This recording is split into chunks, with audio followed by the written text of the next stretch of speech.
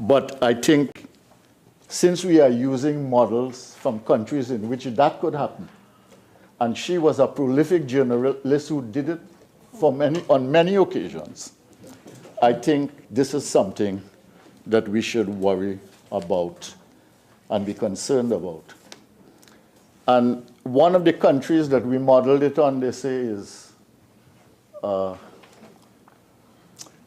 Malaysia.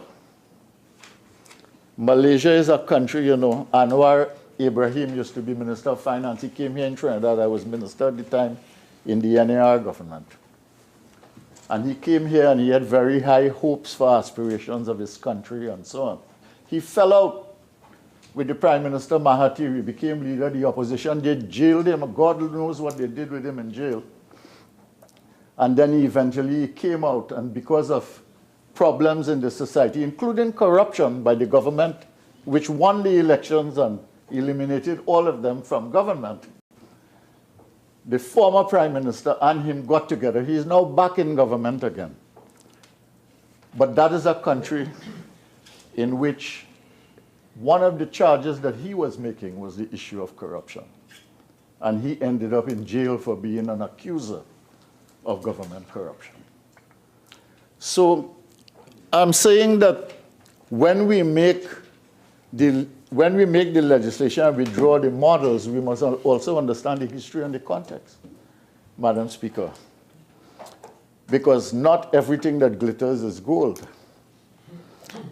And we have to be careful about what we are doing. And as I say, this legislation covers broad terrain which neither protects the whistleblower fully and can create the conditions in which you have a nation of tattlers, basically, you know, screaming corruption of other people.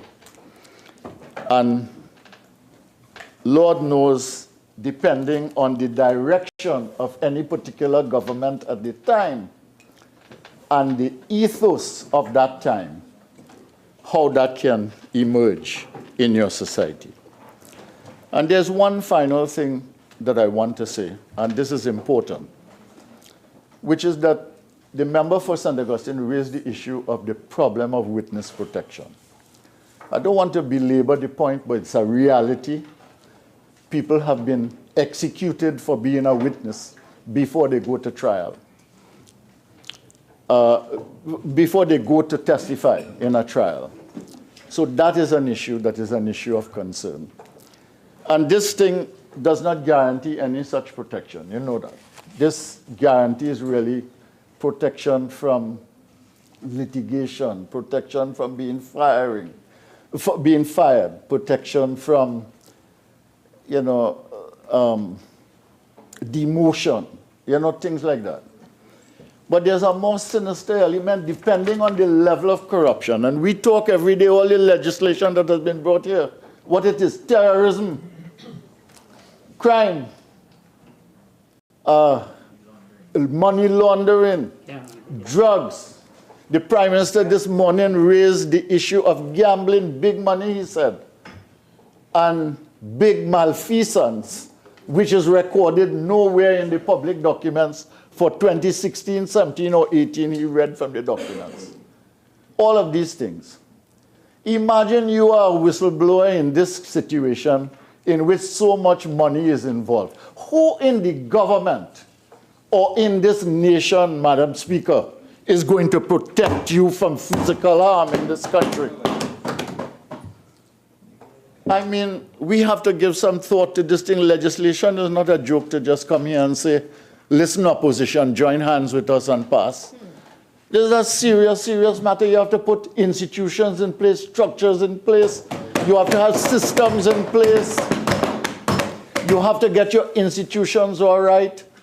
Madam Speaker, I do not want to go where you prevented one of my colleagues from coming, but there are three principal institutions that affect us here. And one of them now, at the highest level, is in a situation of uncertainty. Okay? I mean, the executive of this country at any given point in time is always under pressure. You know that, besides that one. And then parliamentarians, we talk already about the issue of governance and the alienation of people from the governance process.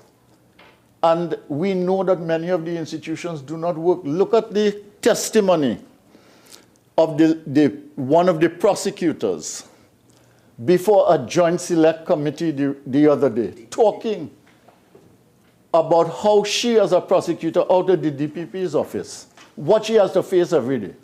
If she has to do that, what is the position of magistrates?